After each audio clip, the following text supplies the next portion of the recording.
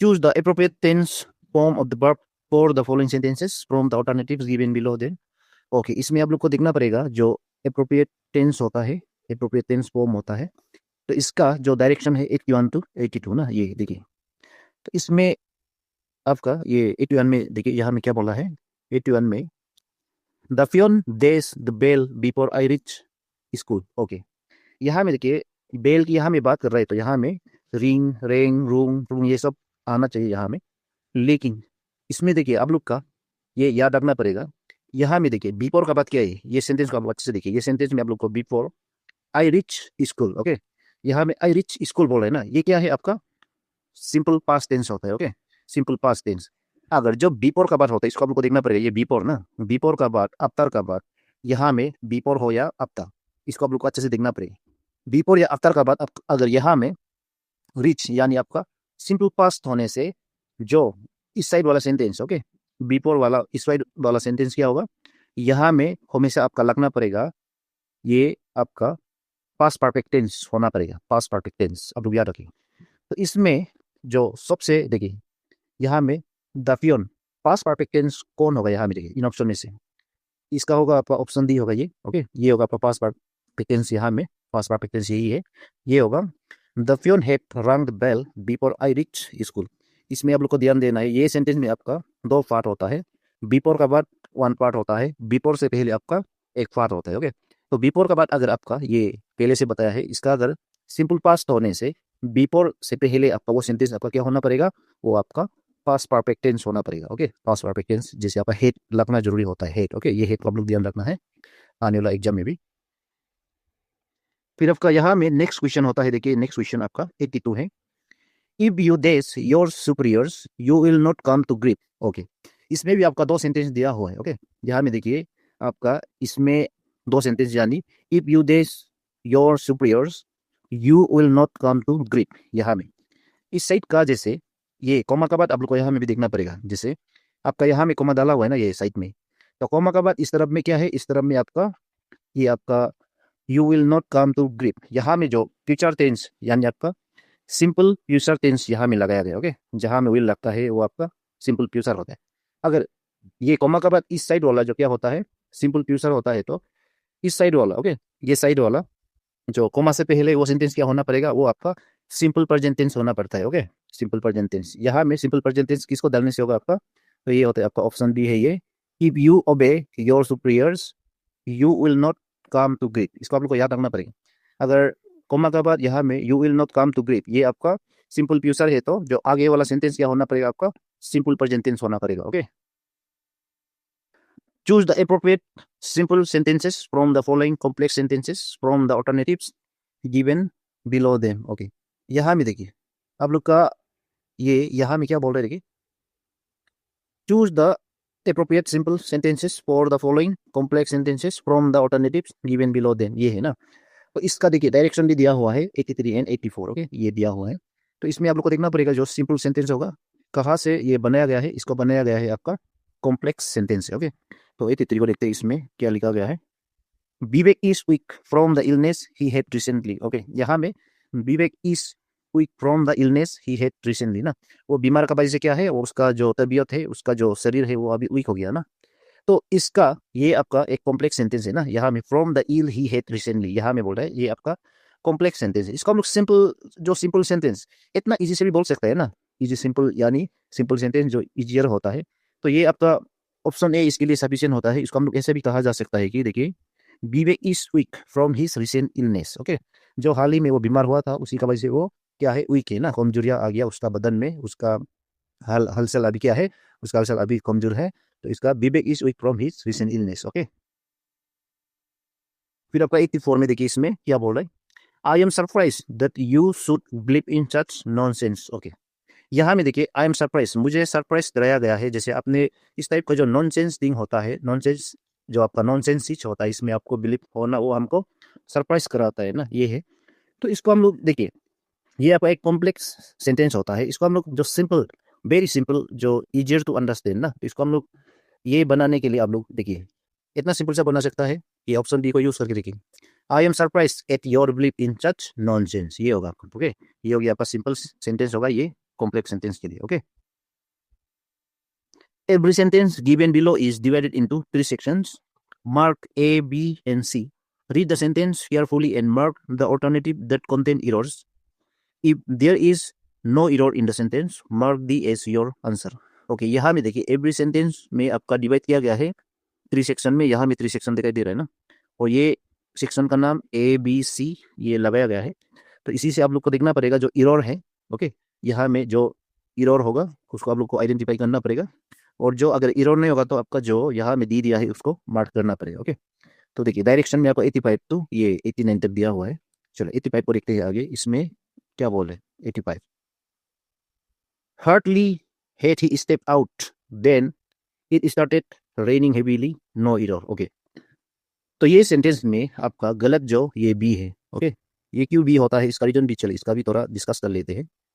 Hardly had he stepped out, ये होने के बाद यहाँ में देन का जगह में क्या होना चाहिए, देन का जगह में आपका when होना पड़ेगा. Okay, when it started raining heavily. Okay, ये when आना पड़ेगा यहाँ में, इसका जगह में आपका देन का जगह में आपका when आना पड़ेगा. ओके, फिर ये 86 को फिर देखिए यहाँ में कहाँ गलत है.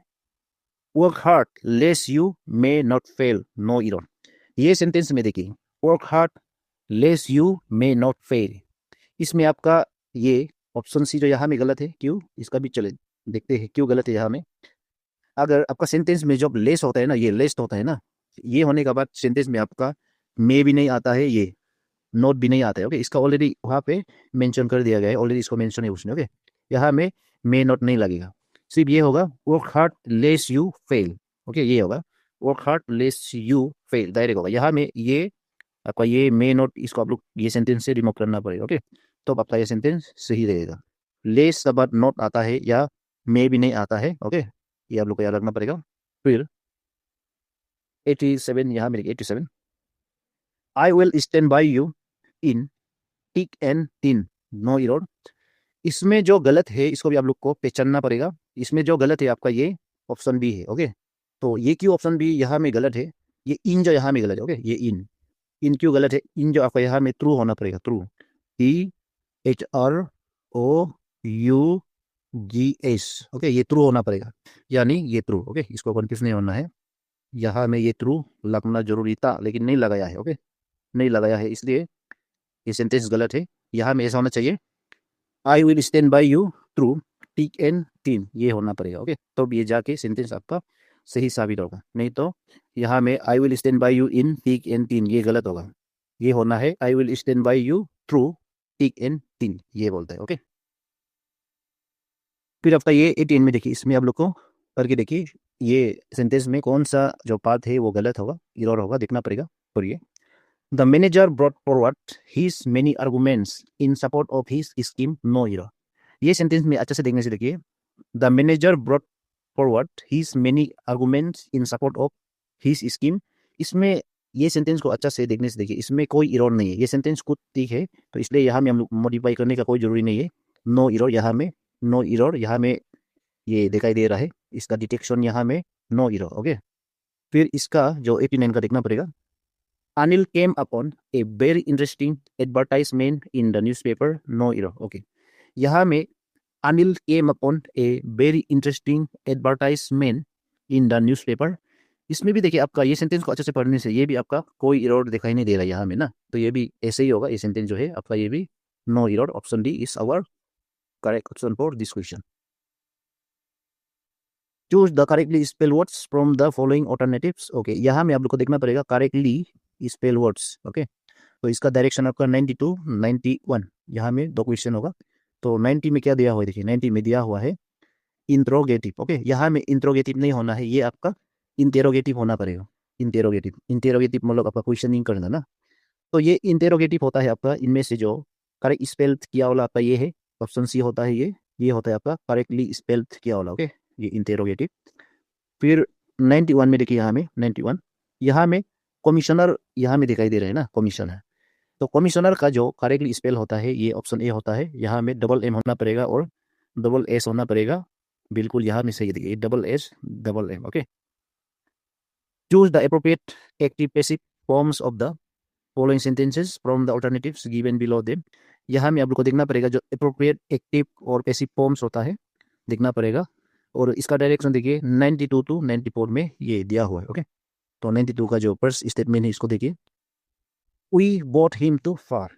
तो यही सेंटेंस से आप लोग को ये देखने को मिलेगी, उसको पावर बोट दे के क्या किया है, उसको पावर दिया गया है ना, पावर जो होता है।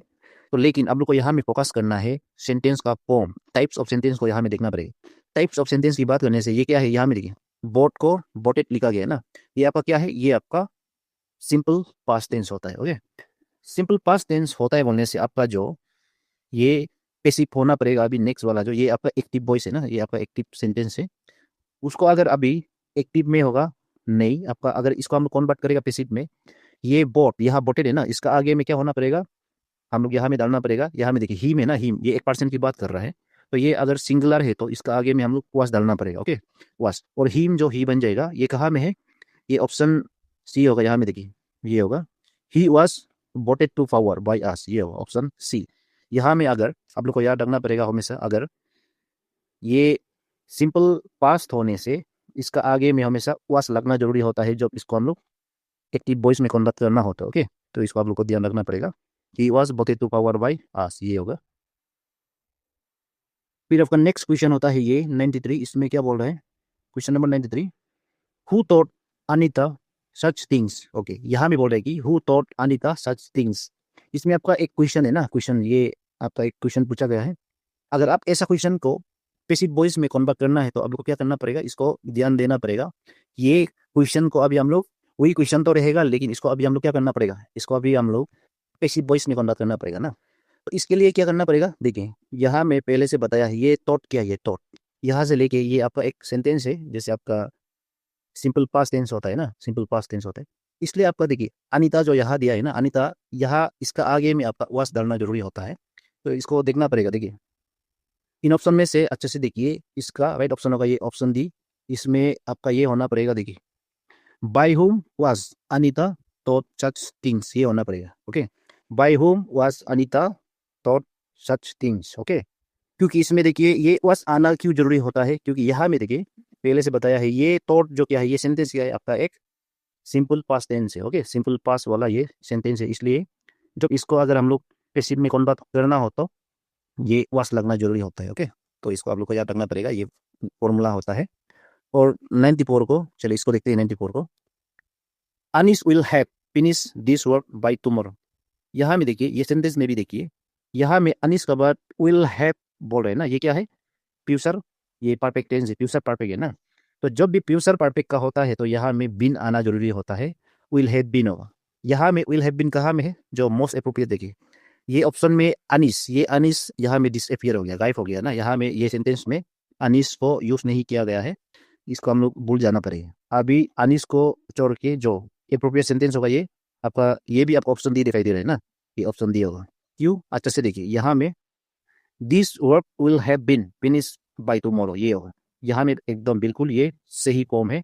यहाँ में भी देखिए ये सही फॉर्म था यहाँ तक ना, यहाँ तक ठीक था ना, लेकिन यहाँ में जो बाई का जो ये नहीं है इसमें। ओके, ये डायरेक्ट फिनिश टुमारो लिखा हुआ है, एक्चुअली ये होना चाहिए था कि this work will have been finish by tomorrow. इसका मीनिंग होता है कल तक ये काम को खत्म होना चाहिए। ओके, ये है। Choose the correct synonyms for the given words from the alternative given below them. Okay, यहाँ में आपका करेक्ट साइनोनिम्स यानी सेम मीनिंग को देखना पड़ेगा, जो सेम मीनिंग होता है ना। डायरेक्शन दिया है आपका 95 एंड 96, यानी दो क्वेश्चन होगा। तो 95 में दिया है यहाँ में बबल। ओके, यहाँ में दिया है बबल।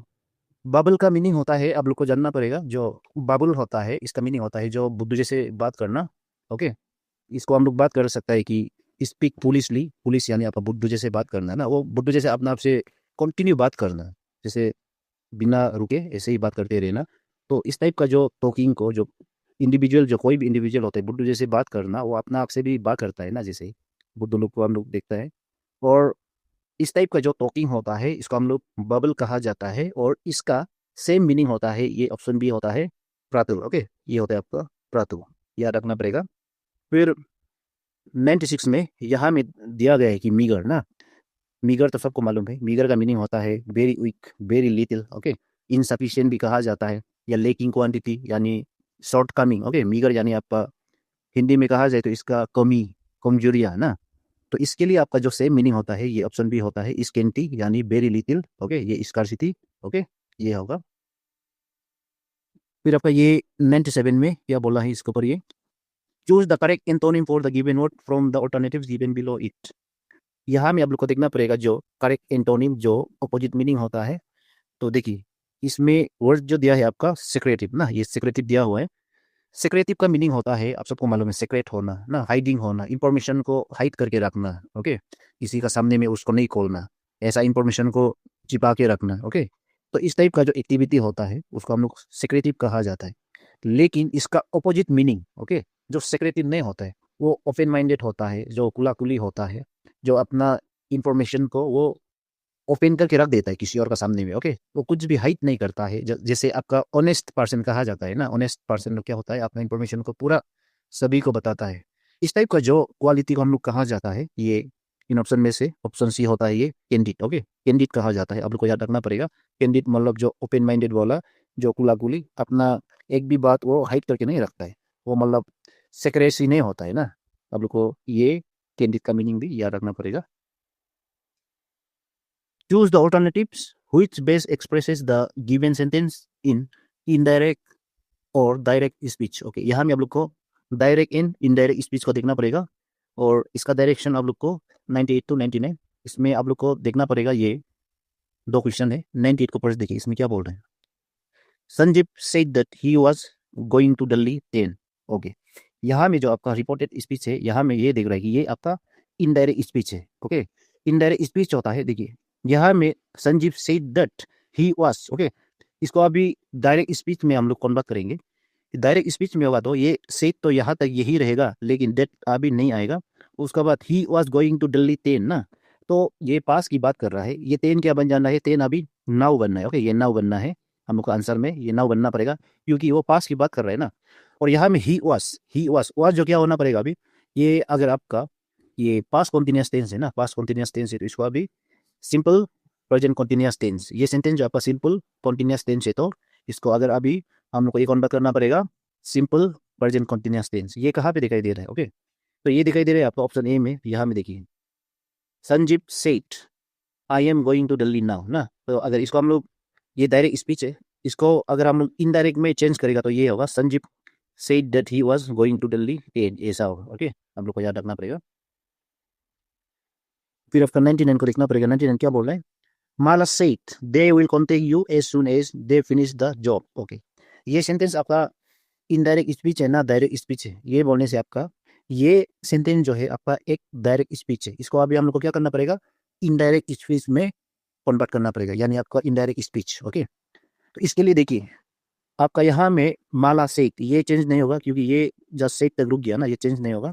लेकिन यहाँ में चेंज होगा विल। विल जो क्या बनेगा, ये वुड बनेगा, क्योंकि यहाँ में आपका सेठ जो क्या है आपका ये पास्ट टेंस है, इसलिए विल भी वुड बन जाएगा। ओके, ये भी पास्ट टेंस बन जाएगा। और यहाँ में जो है यू है, यू जो आपका मी होगा, क्योंकि वो अपना आपको बता रहा है था ना।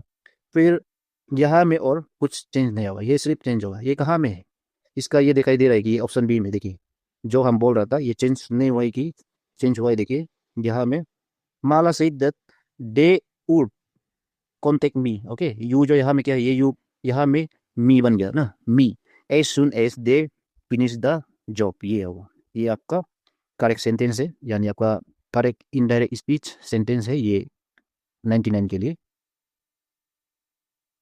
फिर आपका ये 100 को देखिए, question number 100, choose the right meaning of the idiomatic expression from the alternatives given below it. Okay, यहाँ में इडियोमेटिक एक्सप्रेशन को हमको देखना पड़ेगा, और इसका मीनिंग देखिए। बैक स्टेयर्स इन्फ्लुएंस, इसका मीनिंग क्या होगा। बैक स्टेयर्स इन्फ्लुएंस होता है, जैसे आपका जिंदगी में भी यही होता है, लेकिन अपना आपको ये हम लोग महसूस नहीं होता है ना। जैसे आपका उम्र क्या होता है, बैक स्टेयर्स इन्फ्लुएंस कहा जाएगा। बैक स्टेयर्स इन्फ्लुएंस आपका उम्र, आपका लाइफ का जो एज होता है। जैसे आप अपना आपको महसूस नहीं होता है ना, जैसे आपका बदन चेंज हो रहा है आपका ये, जैसे हम लोग आईना में देख के पता चलता है। अगर आईना नहीं होता तो हम लोग महसूस नहीं होता, हम क्या हो गया, मेरा शक्ल सूरत हुई ना। तो इसका जो यहाँ में सीक्रेटली चेंज होता है। ओके, तो ये ऑप्शन में से देखिए, जो इसको हम लोग सीक्रेट भी कहा जाता है, सीक्रेटली जो चेंज होता है उसको हम लोग कहा जाता है, ये आपका ऑप्शन सी होगा। यहाँ में देखिए, इन्फ्लुएंस एक्सर्टेड सीक्रेटली। ओके, ये होगा, सीक्रेटली होता है। जैसे आपका उम्र जो है सीक्रेटली चेंज किया जाता है, आपको नहीं बताता है ना। हम ये आपका स्किन को मोटा करेगा, आपका बॉडी अभी बुढ़ा दिखने लगेगा, आपका अभी क्या होगा, ये पता ही नहीं चलता है कब होता है, इतना जल्दी जल्दी उम्र निकलता है ना। इस टाइप का जो इन्फ्लुएंस होता है, इस टाइप का जो फेनोमेनन होता है, जैसे फेनोमेना हम लोग का बस की बात नहीं होता है, वो नेचुरली होता है। इस टाइप का इन्फ्लुएंस को हम लोग कहा जाता है बैकस्टेयर्स इन्फ्लुएंस कहा जाता है, याद रखिए।